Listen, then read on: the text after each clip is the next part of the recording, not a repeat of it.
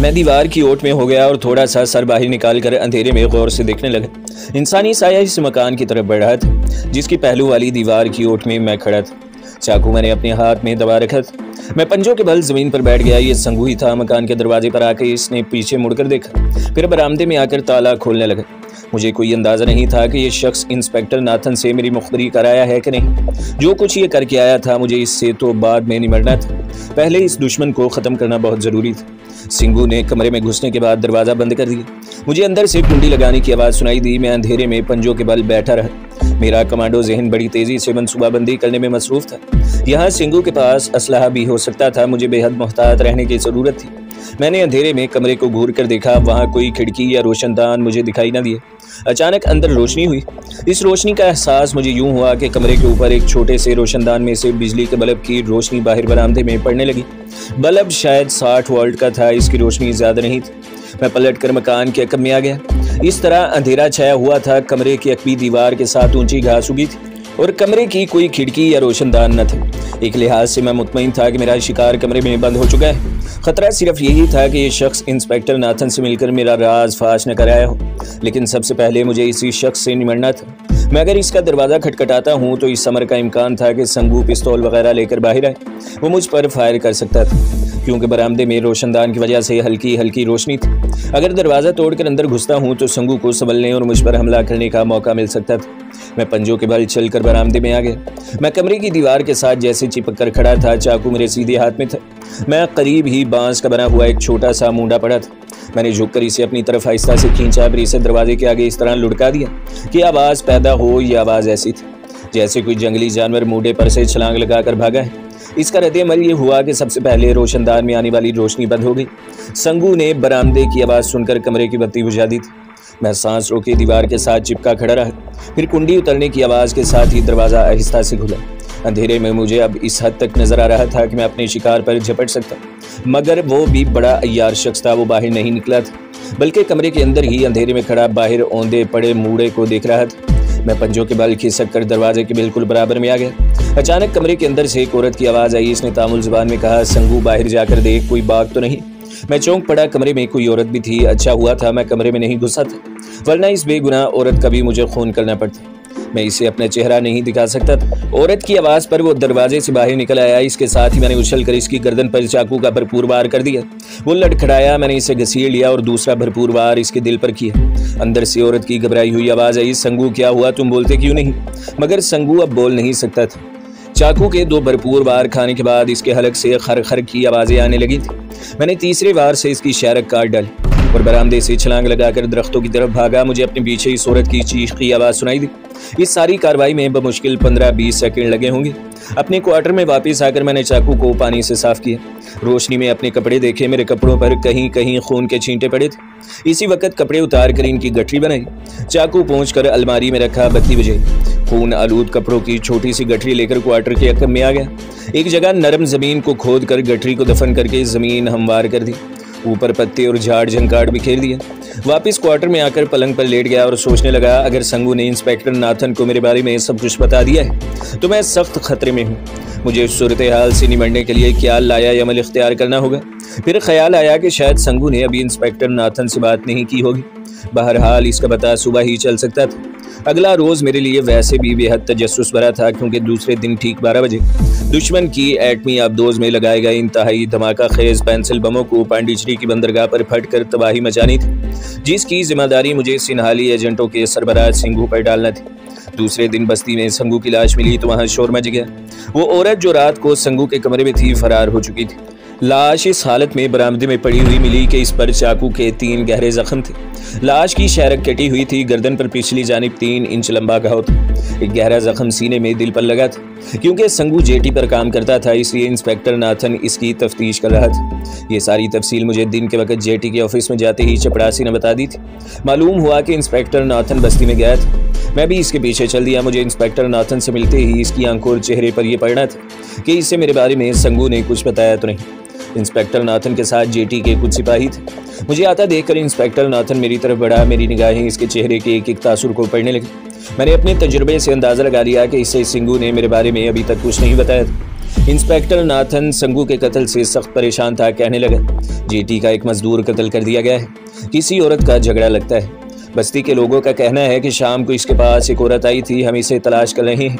मैंने संगू की लाश को देखा और इंस्पेक्टर नाथन को एक तरफ ले जाकर कहा, ये तो वही सिन्हाली एजेंट है इंस्पेक्टर, जिसकी हमें तलाश थी और जिसने मुझे अपना आदमी ख्याल करते हुए बताया था कि एटमी आबदोज में बम लगा दिए गए। इंस्पेक्टर नाथन हैरत में गुम हो गया। कहने लगा, क्या तुमने इसे ठीक पहचाना है? मेरी आंखें धोखा नहीं खा सकती नाथन, ये वही मफरूर सिन्हाली एजेंट है। इंस्पेक्टर नाथन ने मुझे राजदारी में लेते हुए कहा, यह बात किसी को मत बताना, ये हमारे हक में अच्छा है, लेकिन हम पुलिस को यही रिपोर्ट करेंगे कि ये हमारे यहाँ जेटी पर कभी कभी मजदूरी करने आ जाता था और किसी औरत के मामले में फंस कर मार दिया गया है। एक बहुत बड़ा बोझ मेरे कंधे से उतर गया था। ना सिर्फ ये कि संगू हमेशा हमेशा के लिए मेरे रास्ते से हट गया था, बल्कि इंस्पेक्टर नाथन को भी मेरे बारे में असल हकाइक का इल्म नहीं हो सका था। मैंने दिन के 12 बजे होने वाले एटमी आबदोज के धमाके के सिलसिले में राह हमवार करनी शुरू कर दी। इंस्पेक्टर नाथन मेरे साथ जेटी के लेबर ऑफिस में आ गया। इसने फ़ोन करके कन्याकुमारी पुलिस चौकी को कत्ल की इतला कर दी थी। थोड़ी देर में पुलिस वहां पहुंच गई और लाश अपने कब्जे में ले ली। मैं इंस्पेक्टर नाथन के ऑफिस में बैठा कॉफ़ी पी रहा था। इस वक्त दिन के 10 बज रहे थे। पांडिचेरी में आबदोज के धमाके को 2 घंटे बाकी रह गए थे। मैंने चेहरे को फिक्रमंद बनाते हुए कहा, इंस्पेक्टर, मुझे खतरा है कि इस कत्ल के बाद सिन्हाली तखरीबकार हमारी आबदोज को नुकसान पहुंचाने की कोशिश करेंगी। इंस्पेक्टर नाथन ने सिगार सुलगाते हुए कहा, पांडिचेरी में हमारी सिक्योरिटी इतनी ज़बरदस्त है कि किसी किस्म की सबूताज का सवाल ही पैदा नहीं होता। पांडिचेरी बहुत बड़ी चिड़ी है और वहाँ सिक्योरिटी के अमले की तादाद यहाँ के मुकाबले में 10 गुना ज़्यादा है। यूरेनियम मैंने पहले ही आबदोज के खुफिया बक्स में से निकाल कर ज़मीन में दफन कर दिया था। आबदोज के तारपेडो रूम में इंतहाई ताकतवर टाइम बम भी लगा दिए गए थे। सवाल ही पैदा नहीं होता था कि टाइम बम न फटे और आबदोज के परखचे न उड़ जाएं। टाइम बम इंतहाई जदीद और ताकतवर थे। ठीक वक्त पर इनका फटना भी यकीनी था और वक्त था दिन के 12 बजे का। इंस्पेक्टर नाथन ने मुझे कहा, कैप्टन मेहता, मैं ज़रा पुलिस चौकी तक जा रहा हूँ। तुम यहाँ की पुलिस को नहीं जानते, कोई गड़बड़ न कर दें।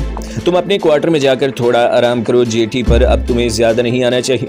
मैंने उठते हुए कहा, इंस्पेक्टर नाथन, दिल्ली हेडक्वार्टर ने मुझे जिस काम के लिए भेजा था वो पूरा कर चुका हूँ। यूरेनियम समेत हमारी एटमी आबदोज कन्याकुमारी की बंदरगाह से खैरियत के साथ गुजर गई है। भगवान की कृपा से अब ये 1-2 रोज़ में कोलकाता भी पहुँच जाएगी। मैं तो वैसे भी अब फारिग हूँ। अच्छा, अब जाकर आराम करता हूँ। इंस्पेक्टर नाथन ने बेद उठाकर बगल में दबाया। मेरे साथ लेबर ऑफिस से बाहर निकला और हम सीधी सड़क पर चलने के बजाय दरख्तों के दरमियान से होकर चल पड़े। आगे जाकर इंस्पेक्टर नाथन बस्ती की तरफ और मैं क्वार्टर की तरफ हो गया। मैंने खुदा का शुक्र अदा किया कि इंस्पेक्टर नाथन पर सिंगू ने मेरा राज फाश नहीं किया था। अगर वो ऐसा कर देता तो अजियतनाक तशद्दुद की भयानक मौत मेरी किस्मत में लिखी जा चुकी होती। इस वक्त दोपहर के 11 बजे थे। मैं अपने क्वार्टर वाले कमरे में आ गया। हर 10 मिनट के बाद मैं मेज़ पर रखे छोटे टाइम पीस पर वक्त देखता। आबदोज के फटरे में जब आधा घंटा रह गया तो मैं कमरे से निकलकर दरख्तों में बनी हुई अपनी झोंपड़ी में आ गया। वहाँ सिवाय ज़मीन पर बिछे हुए बोरिए और 2 खाली बर्तनों के और कुछ नहीं था। जहरीला सिगार वो आखिरी था जिसे सिंगू ने पाँव तले मसल कर बेकार कर दिया था।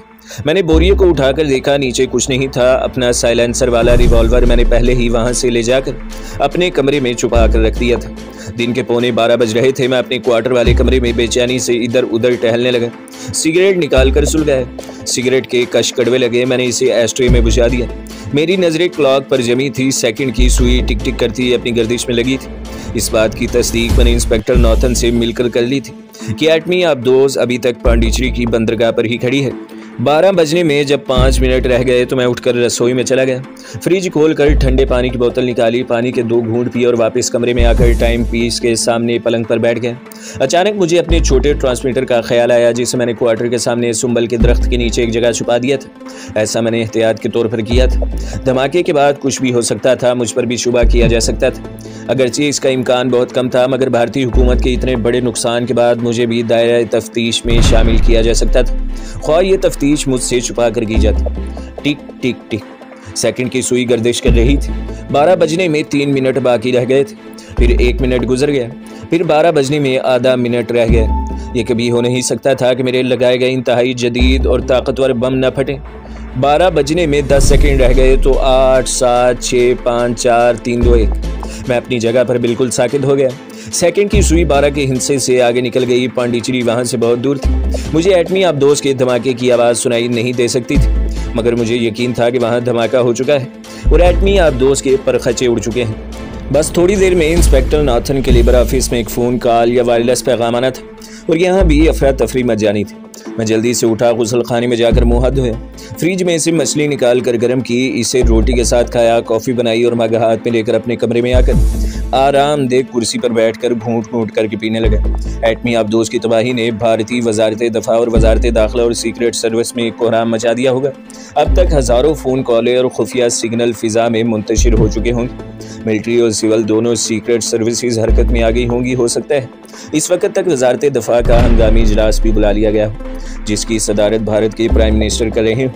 मैं फौरी तौर पर एटमी आबदोज की तबाही की तस्दीक करना चाहता था, मगर मेरा जेटी पर इस वक्त जाना मुनासिब नहीं था। मुझे अपने आप को बिल्कुल बेताल्लुक रखना था और आबदोज की तबाही की खबर सुनने पर इस रद्द-ए-अमल का इजहार करना था, जिसका इजहार इंस्पेक्टर नाथन ने किया होगा। वक्त बड़ी मुश्किल से गुजरने लगा। कॉफ़ी का मग खाली हो गया। मैं उठकर अपने कमरे में आ गया। मैंने ठंडी पतलून और बुश शर्ट पहन रखी थी। इसी तरह सिगरेट सुलगा कर पलंग पर लेट गया। तसव्वुर ही तसव्वुर में मैं पांडिचेरी पहुंच गया, जहां बंदरगाह पर चारों तरफ आग लगी थी। शोले आसमान को छू रहे थे। इंजन आग बुझाने की नाकाम कोशिश कर रहे थे। मेरे ख्यालात का सिलसिला टूट गया। कोई तेज़ तेज़ कदमों से बरामदे में दाखिल हुआ। Captain Mehta, captain Mehta.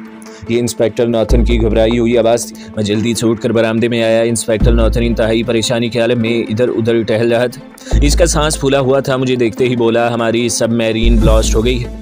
अभी अभी पांडिचेरी से सिग्नल मौसूल हुआ है। ये बहुत बुरा हुआ है कैप्टन। कुछ समझ में नहीं आता कि अब क्या होगा। मेरी अदाकारी शुरू हो गई। मैं जैसे गंग होकर रह गया। इंस्पेक्टर नॉथन, क्या तुम होश में हो? इंस्पेक्टर नॉथन ने मुझे बांस की कुर्सी पर बैठने का इशारा किया, फिर खुद भी दूसरी कुर्सी पर बैठ गया। अपने माथे को पकड़कर 2-1 बार दबाया, फिर मुर्दा आवाज़ में बोला, आखिर वही हुआ जिसका हमें खतरा था। ये हमारी सबसे कीमती सबमरीन थी। इसके साथ यूरेनियम भी तबाह हो गया। माय गॉड, ये बहुत बड़ा नुकसान है। हमारी खैर नहीं हो सकता है, हमें सस्पेंड कर दिया जाए। मैंने इंतहाई परेशानी का इजहार करते हुए कहा, नाथन, मुझे अपनी मौतली की कोई परवाह नहीं। हमने सबमरीन के तहफ़्फ़ुज़ के लिए अपनी जान की बाजी लगा दी थी, लेकिन पांडिचेरी की सिक्योरिटी ने गैर जिम्मेदारी का सबूत दिया है। अफसोस इस बात का है कि हमारे भारत वुरश का बेपनाह नुकसान हो गया है। काश हम खुद पांडिचेरी चले गए होते। वो लोग सिनहाली तक़रीबकारों को डिटेक्ट नहीं कर सके। My God. इंस्पेक्टर नाथन बेचैनी से उठ खड़ा हुआ। इसके होंठ खुश्क हो रहे थे। बोला, तुम मेरे साथ आओ। दिल्ली से बार बार सिग्नल आ रहे हैं। सबमरीन कब चली थी? किसने चेकिंग की थी? मेरी समझ में कुछ नहीं आ रहा।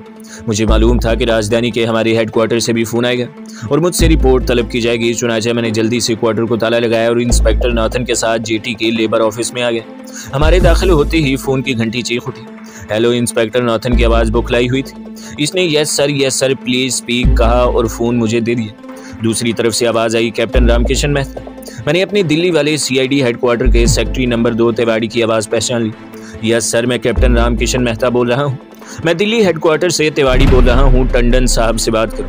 ये वही खद्दर पोस्ट, तोते जैसी नाक, सुनहरी आनक वाले गंजे परशोत्तम टंडन थे, जो भारतीय प्रधानमंत्री के सेक्रेटेरिएट के चीफ इंटेलिजेंस ऑफिसर थे और जिनके बारे में मेरी छठी हिस्स कभी कभी खबरदार कर दिया करती थी कि इस हिंदू इंटेलिजेंस अफसर से होशियार रहो।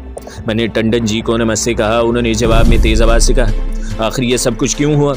तुम्हें वहाँ किस लिए भेजा गया था? वो मुझ पर बरस रहे थे। मैंने कहा, सर, मैंने अपने जोन में ड्यूटी पूरी कर दी थी। ये पांडिचेरी में सबूताज हुआ है। परशोत्तम टंडन ने तलख लहजे में कहा, यह अंदाजे लगाना तुम्हारी जिम्मेदारी नहीं है। प्राइम मिनिस्टर सख्त अपसेट हैं। मैं अभी इनके पास से उठकर आ रहा हूँ। फ़ौरन पांडिचेरी पहुँचकर मुझे फुल रिपोर्ट दो। तुम मेरा सीक्रेट फ़ोन नंबर जानते हो। कटक की आवाज़ से फ़ोन बंद कर दिया गया। इंस्पेक्टर नाथन मुंह खोले मुझे तक रहा था। मैंने गहरा सांस भरकर रिसीवर रख दिया। इंस्पेक्टर नाथन की परेशानी हक बजानिब थी, जैसा कि मैं पहले बता चुका हूँ। इंस्पेक्टर नाथन को कैमोफ्लाज करने की गर्ज से कन्याकुमारी की इस फौजी बंदरगाह के मजदूरों का लेबर ऑफिसर बना दिया गया था। असल में वो इस सारे इलाके का चीफ सिक्योरिटी ऑफिसर था और वो मुअत्तल होने से नहीं बच सकता था, बल्कि ख़तरा ये भी था कि इस पर मुकदमा चलाया जाए। इसने खुश्क आवाज़ में पूछा, कौन कौन था? मैंने कहा, प्राइम मिनिस्टर सेक्रेटेरिएट का chief intelligence officer Parshottam Das Tandon था। मैंने अपने आप को भी दिल्ली से कुर्सी पर गिरा दिया और परेशान होकर बोला, कसूर पांडिचेरी की सिक्योरिटी का है और सारा इल्ज़ाम हमारे सर थोपने की कोशिश की जा रही है। इंस्पेक्टर नाथन के चेहरे पर हवाइयाँ उड़ रही थी। मैंने इसे हौसला देते हुए कहा, तुम फिक्र न करो इंस्पेक्टर नाथन, तुमने अपने जोन से सबमरीन को ऑल क्लियर की रिपोर्ट वसूल करने के बाद गुजार दिया था। इंस्पेक्टर नाथन ने मुर्दा आवाज़ में कहा, कैप्टन सब अपनी खाल बचाने की फिक्र में है। तुम देख लेना, हम दोनों फंस जाएंगे। बल्कि तुम भी छूट जाओगे, मैं फांसी के तख्ते पर लटकाया जाऊंगा। मैंने इंस्पेक्टर नाथन को एक बार फिर तसल्ली दी और कहा, टंडन जी ने मुझे पांडिचेरी जाकर हादसे की फुल रिपोर्ट सबमिट कराने को कहा है। मैं चाहता हूं कि तुम भी मेरे साथ चलो, यहाँ अकेले तुम ज्यादा परेशान होगे। इंस्पेक्टर नाथन ने मेरा हाथ अपने हाथों में ले लिया और आजी से बोला, कैप्टन तुम तो मेरे हक में गवाही दोगे ना? तुम तो जानते हो कि हमने सब मैरीन को किस तरह से चेक किया था, सब ठीक था। मैंने कहा, इसमें क्या शक है, मगर नुकसान बेपनाह हुआ है। सब मैरीन के परखचे उड़ गए हैं। ख्याल है कि हमले का कोई आदमी नहीं बच सका। बहरहाल पांडिचेरी पहुंचने के बाद हम तखरीबकारों का सुराग लगाकर दम लेंगे। ये इन्हीं लोगों का सबूताज है। हमने पहले ही कैप्टन शिवाजी से कह दिया था कि आप दोस्त को पांडिचेरी ले जाने की बजाय सीधा कोलकाता की तरफ चला जाए। इंस्पेक्टर नाथन फौरन बोला, मैंने अपनी रिपोर्ट में भी यही तजवीज़ पेश की थी, मगर सब मैरीन का कैप्टन शिवाजी जिद्दी आदमी था। अपने साथ इसने हमें भी मरवा दिया है। अब कुछ पता नहीं क्या होगा। मेरे तो छोटे छोटे बच्चे हैं। इंस्पेक्टर नाथन की आवाज़ भुर्रा गई। मैं इसे हौसला देने की कोशिश करने लगा, मगर इसे कहाँ हौसला आता। वो खूब जानता था कि ऊपर वाले अपनी चमड़ी बचाने के लिए इसे कुर्बानी का बकरा ज़रूर बनाएंगे।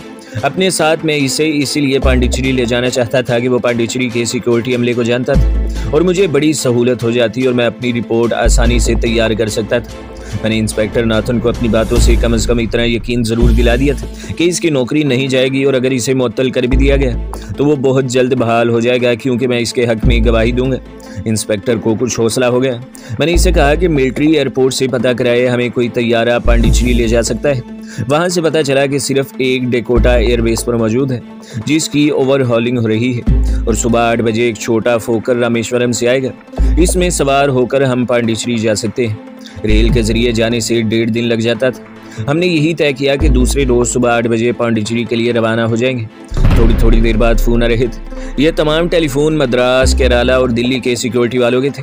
इंस्पेक्टर नाथन बार बार एक ही बात दोहरा रहा था कि हमने ऑल क्लियर की रिपोर्ट मिलने पर सब मैरीन को रवाना होने की इजाज़त दी थी। अभी शाम नहीं हुई थी कि मद्रास हेडक्वार्टर से चीफ सिक्योरिटी ऑफिसर गणेशम भी अपने 2 आदमियों के साथ तहकीकात करने वहाँ पहुँच गया। इसने मुझसे भी मुलाकात की, हमसे पूरी रिपोर्ट ली, हमारे बयानात लिखवा कर फाइल में रखे और जेटी पर जाकर इस जगह का मुआयना किया जहाँ एटमी आबदोज कुछ वक्त पहले लंगर अंदाज हो रही थी। फिर गोदाम का भी मुआयना किया। अभी तक सिक्योरिटी ऑफिसर मिस्टर गणेशम ने इंस्पेक्टर नाथन को ये नहीं बताया था कि इसे मुअत्तल कर दिया गया है। वो पहले इससे पूरी मालूमात हासिल कर लेना चाहता था। फिर जब इसने नाथन से कहा कि महकमे ने इसे मुअत्तल कर दिया है, तो इंस्पेक्टर नाथन करीब बेहोश ही हो गया। हमने इसे पानी पिलाया, हौसला दिया और इसे लेबर ऑफिस के दूसरे कमरे में ले जाकर लिटा दिया। रात को हमने वहीं बंदरगाह के ऑफिस में ही खाना खाया। इसके बाद सिक्योरिटी ऑफिसर अपने 2 आदमियों के साथ रेस्ट हाउस में आराम करने चल दिया। इंस्पेक्टर नाथन को मैं इसके बस्ती वाले क्वार्टर में छोड़ा है। हमारा प्रोग्राम दूसरे रोज पांडिचेरी इकट्ठे जाने का था, मगर अब इंस्पेक्टर नाथन के मुअत्तल होने से सूरत हाल बदल गई थी। रात को हम सब ने वहीं बंदरगाह के ऑफिस में ही खाना खाया। इसके बाद सिक्योरिटी ऑफिसर अपने 2 आदमियों के साथ रेस्ट हाउस में आराम करने चल दिया। इंस्पेक्टर नाथन को मैं इसकी बस्ती वाले क्वार्टर में छोड़ा है। हमारा प्रोग्राम दूसरे रोज पांडिचेरी इकट्ठे जाने का था, मगर अब इंस्पेक्टर नाथन के मुअत्तल होने से सूरत हाल बदल गई थी। मद्रासी सिक्योरिटी ऑफिसर ने इसे वहीं रुकने के लिए कहा था। अब मुझे दूसरे रोज अकेले ही पांडिचेरी रवाना होना था। मैं अपने क्वार्टर वाले कमरे में आ गया। आज की रात मेरा इस क्वार्टर में वैसे भी रहना ज़रूरी था, क्योंकि मुझे रात 10 बजे के बाद पाकिस्तान में अपने बॉस से राब्ता कायम करना था। खाना मैं ऑफिस से खाकर ही आया था। पांडिचेरी जाने के लिए मुझे किसी किस्म की खुसूसी तैयारी की ज़रूरत नहीं थी। कपड़े मेरे पास मौजूद थे। एक ब्रीफ केस भी था। दिल्ली हेडक्वार्टर की एक फ़ाइल इसमें पहले ही से रखी हुई थी। इस ब्रीफ केस में मेरा दिल्ली हेडक्वार्टर का शनाख्ती कार्ड भी था, जिस पर मेरी तस्वीर के नीचे मेरा नाम कैप्टन राम किशन मेहता लिखा था और सरकारी मोहर लगी थी। इसके अलावा कुछ करेंसी नोट भी थे। मेरी एक डायरी थी जिस पर मेरे दिल्ली वाले मकान का पता और दोस्तों की और होने वाली बीवी सुजाता के टेलीफोन नंबर दर्ज थे। मैंने घड़ी देखी, अभी 10 बजने में 1 घंटा बाकी था। मैं पतलून बुश शर्ट में ही रहा और सिगरेट सुलगा कर कॉफ़ी बनाने लगा। कुछ देर पलंग पर बैठा कॉफ़ी पीता रहा। खबरों में ऑल इंडिया रेडियो ने एटमी आबदोज की तबाही की खबर बिल्कुल नहीं दी थी। एक छोटी सी खबर में महज ये बताया गया कि आज दिन में पांडिचेरी बंदरगाह की एक जेटी पर आग भड़क उठी, जिसे आग बुझाने वाले अमले ने फौरन बुझा दिया। कोई जानी नुकसान नहीं हुआ। हालांकि हमारी इतला के मुताबिक आबदोज के साथ इसके अमले के भी परखचे उड़ गए थे। लोगों का नुकसान इसलिए नहीं हुआ था कि एटमी आबदोज जेटी से दूर एक खाड़ी में लंगर अंदाज जहाँ एक टीले की ओट थी। हुकूमत ने इस खबर को नशर नहीं होने दिया था। जब रात के ठीक 10 बज गए तो मैंने कोने वाली बोरियों के नीचे से छोटा मगर ताकतवर ट्रांसमीटर निकाला और इसे ऑन करके ख़ास फ्रीक्वेंसी मिलाने की कोशिश करने लगा। बाहर रात की खामोशी काफ़ी गहरी हो चुकी थी, कोई आवाज़ सुनाई नहीं देती थी। ट्रांसमीटर में से टून की आवाज़ निकली और फिर दूसरी तरफ से किसी ने मरमूज कोड में अपना नाम दोहराया। यह हमारा ख़ास कोड था। मैंने भी फ़ौरन अपना कोड नंबर बोला। दूसरी तरफ से मेरे बॉस की आवाज़ सुनाई दी। वो मरमूज हरूफ में बात कर रहा था जिसमें लफ्ज़ कोई नहीं था, ताकि दोनों तरफ कोड को खोलने और इबारत बनाने में आसानी रही। मैंने एक इंतहाई गैर जिम्मेदारी का काम किया था। इस रोज़ कुछ कैफियत ऐसी हजानी रही थी कि मैं दरवाज़ा बंद करना भूल गया था। वैसे भी मेरा क्वार्टर लेबर ऑफिस से दूर जंगल में था और रात के वक्त वहाँ जिस शख्स के आने की तवक्का थी वो कत्ल कर दिया गया था। सिन्हाली एजेंट संगू ही वक्त बेवक्त अचानक निकल आता था। इस वक्त इत्तेफाक देखिए कि रिवॉल्वर मुझसे 6-7 कदमों के फासले पर तकिए के नीचे पलंग पर पड़ा था, क्योंकि मैं रात को रिवॉल्वर अलमारी के दराज से निकाल कर तकिए के नीचे रख कर सोता था। मैं पलंग की दूसरी जानिब बैठा ट्रांसमीटर पर अपने पाकिस्तानी बॉस से बातचीत कर रहा था। दीवार वाला बल्ब हल्का सा रोशन था। पहले मैंने ऐसा कभी नहीं किया था, लेकिन उस रोज़ इंतहाई बेपरवाह होकर ऐसा ख़तरनाक काम कर रहा था। बॉस को एटमी आबदोज़ की तबाही की इतला पहले ही पहुंच चुकी थी। इसने मुझे मुबारकबाद दी और कहा कि अब मुझे दूसरे मिशन के बारे में दिल्ली में खबर कर दी गई है। वायरलेस पर मैं 15-20 मिनट तक बातें करता रहा। बहुत सी इन्फॉर्मेशन दी गई। फिर मुझे ऐसा महसूस हुआ जैसे बाहर बरामदे में कोई आदमी मौजूद है। मैंने वहीं ट्रांसमीटर बंद करके इसे पलंग के गद्दे के नीचे खिसका दिया और खुद आहिस्ता से उठकर दीवार के साथ दबे पांव चलता दरवाजे तक आया। एक बार तो मेरे पांव तले से ज़मीन निकल गई, क्योंकि मेरे सामने इंस्पेक्टर नॉर्थन खड़ा मुझे खा जाने वाली नज़रों से घूर रहा था। मैंने फ़ौरन अपने आप को संभाला और पूछा, इंस्पेक्टर नॉर्थन, तुम इस वक्त कैसे आ गए? खैरियत तो है? इंस्पेक्टर नॉर्थन की आंखों से चिंगारियां फूट रही थीं। गुस्से में दांत पीसते हुए गुर्राया, कैप्टन तुम और पाकिस्तानी एजेंट, मुझे यकीन नहीं आता मगर तुम बचकर नहीं जा सकते। एटमी आबदोज़ की तबाही का मुअम्मा अब हल हुआ। मेरी खुशकिस्मती थी कि इंस्पेक्टर नॉर्थन वर्दी में नहीं था और इसकी पेटी में पिस्तौल नहीं लगा था। वो शब ख्वाबी के लिबास में था और कोई ज़रूरी बात करने मेरी तरफ आया था। इसने अंदर से मेरी बातें करने की आवाज़ सुनी तो दरवाजे के पास आकर रुक गया। फिर इसने कोड अल्फाज में मुझे बातें करते सुना तो फ़ौरन समझ गया कि मामला क्या है। आखिर वो खुद सीक्रेट सर्विस का आदमी था। फ़ौरन समझ गया कि मैं किसी दूसरे मुल्क के सीक्रेट सर्विस से बात कर रहा हूँ। वायरलेस ट्रांसमीटर पर मुझे दिल्ली बात करने की ज़रूरत ही नहीं थी, क्योंकि दिल्ली और मद्रास में इसके ऑफिस पर लगे फ़ोन पर ही बात कर लिया करता था। और अपने रेडियो ट्रांसमीटर के बारे में मैंने इंस्पेक्टर नॉर्थन से कभी जिक्र तक नहीं किया था। सिवाय पाकिस्तान के मैं किसी और मुल्क का एजेंट नहीं हो सकता था। इस बात पर इंस्पेक्टर नॉर्थन की मौत भी मेरे हाथों यकीनी हो गई थी। सिन्हाली एजेंट के बयान को तो मैं किसी कदर झुटला भी सकता था, मगर इंस्पेक्टर नॉर्थन की रिपोर्ट को मैं किसी हालत में भी नहीं झुटला सकता था।